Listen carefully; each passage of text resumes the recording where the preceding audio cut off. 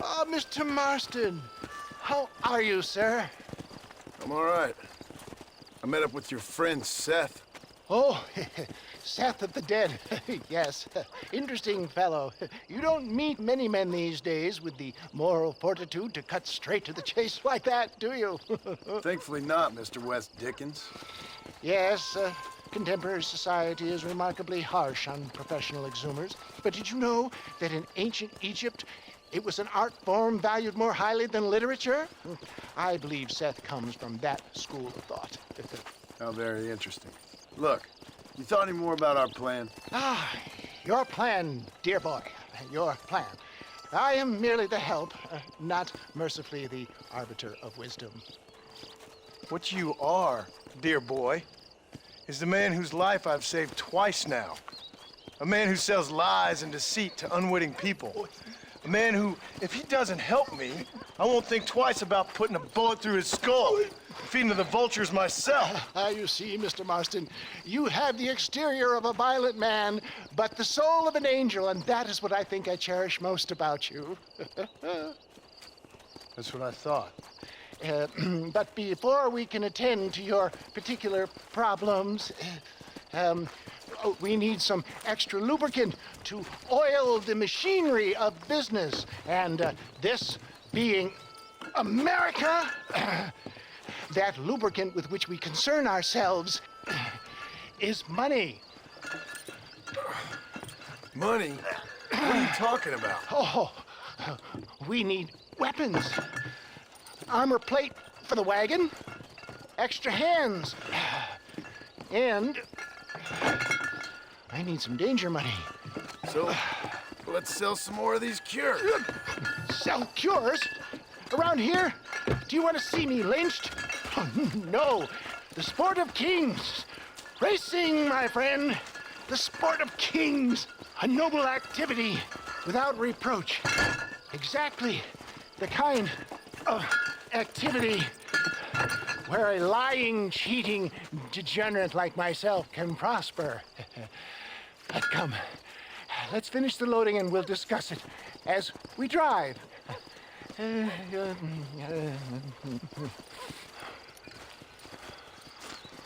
Now, sir, to gap tooth breach.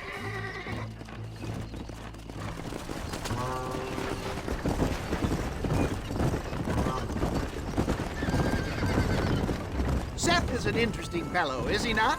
I wouldn't say interesting, more deeply disturbed. I can see why you two get along. I see the good in everybody, John. It's a flaw of mine. I have a soft spot for life's flotsam and jetsam. The connection with him more like. You and Seth have a lot in common. You both rob people for one. Mind you, at least he waits until they're dead. Ah, my dear boy, nobody is more critical of drinkers than a drunk who's mended his ways. What are you talking about? Come on now, John. I've heard about you. You spent your life robbing people. It's a little inappropriate to be taking the moral high ground now. I had the courtesy to put a gun in their face. Whatever helps you sleep easily at night. We stole from those who had too much. Tried to give to those who had too little. A Robin Hood with spurs. How romantic. You expect me to believe that poppycock? Maybe I'll have the good fortune to be able to leave my nefarious life behind one day and work on the government's dime. Don't talk about things you don't understand. Dear, oh dear, simmer down, my boy. You need to start appreciating your friends more. Folks around here don't see you as any different from Bill Williamson. I didn't think I'd have to huckster snake oil and dig up the dead, that's all. Take it from me, John. Collaboration is the key to success. I can help you. Seth can help you. It's business. Nothing more, nothing less. There's no need to make it quite so personal. Suits me.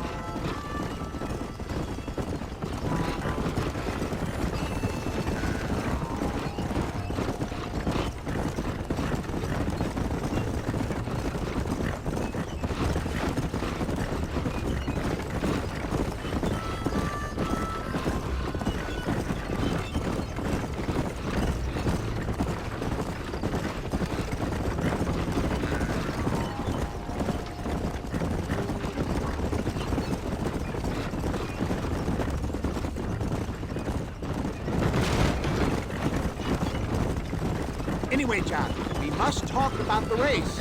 Yes, the race. Oh, come on. Time to purge that negativity and start thinking like a winner. You're going to have a whale of a time. They've been holding these chariot races in New Austin for as long as I can remember. And we need the money. Why aren't you racing then? Me? Oh, no. Not my thing at all. You have already proved yourself more than adept at the reins, my dear boy, and under some stress. These races are Byzantine in their ferocity, and the terrain is treacherous. People will do just about anything to win. Men die. It's a marvelous spectator sport. Sounds like fun. And you are my wild card, John. They won't be expecting you. So what's your role in all this? Think of me as your spiritual guide. Do I have to? You are a free man, of course, but I strongly recommend it. Imagine, just for today, you are not an aging bounty hunter, and I am not an avant-garde business pioneer. No, sir. Today, we are gladiators. Motivation, dear boy. I'm definitely feeling motivated to get the hell out of here.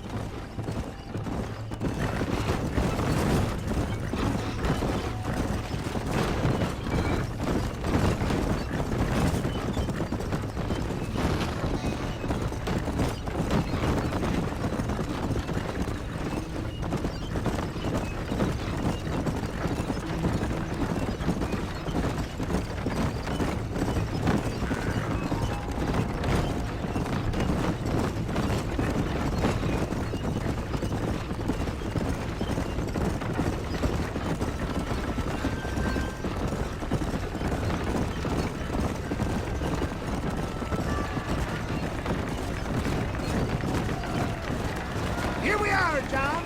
Gap Tooth Reach.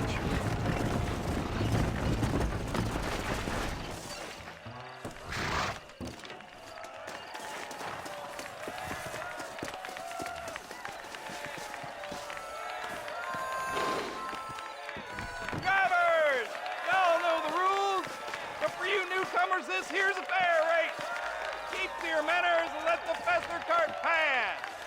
So now that's been said, y'all can get to running each other off the road like always. All right now, counting to three. Ready, set, go!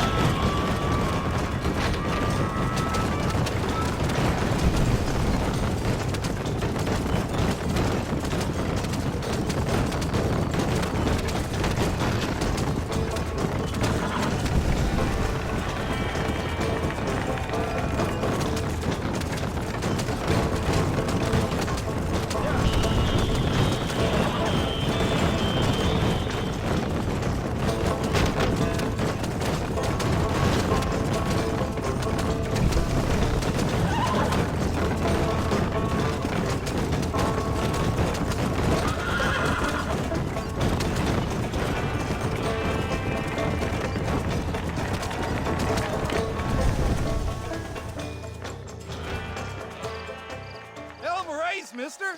I'll take care of this cart for Mr. West Dickens. Come on, John. I suggest we beat a hasty retreat.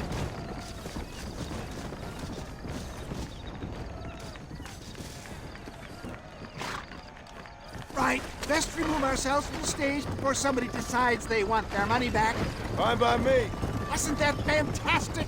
The cheers of the crowd, the thunder of peals. The fallen rocks, the homicidal maniacs. Oh, come on, John. Even a cold-hearted misanthrope like you must have found that just the tiniest bit exhilarating.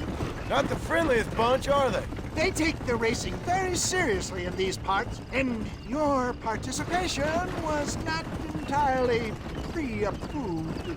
That was clear. Ah, sport, war, and heartache. The guilty pleasures of mankind since the dawn of time. I'd get away from the men we just swindled before you start waxing too lyrical. Yes, of course.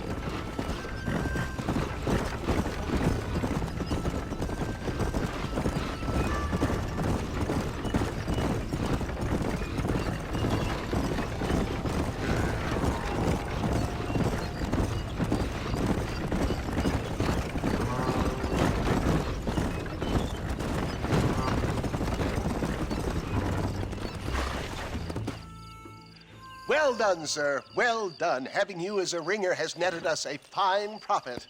We seem to be wasting time, old man. Oh, patience, my friend. The Trojan horse cannot run before it can walk, if you'll forgive the metaphor.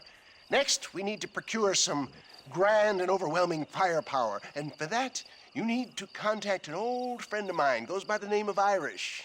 Irish. Yes, he's an interesting kind of fellow. He usually can be found in Armadillo or some other town around here on some bacchanalian revel or such. Great. An alcoholic arms dealer. What could be better?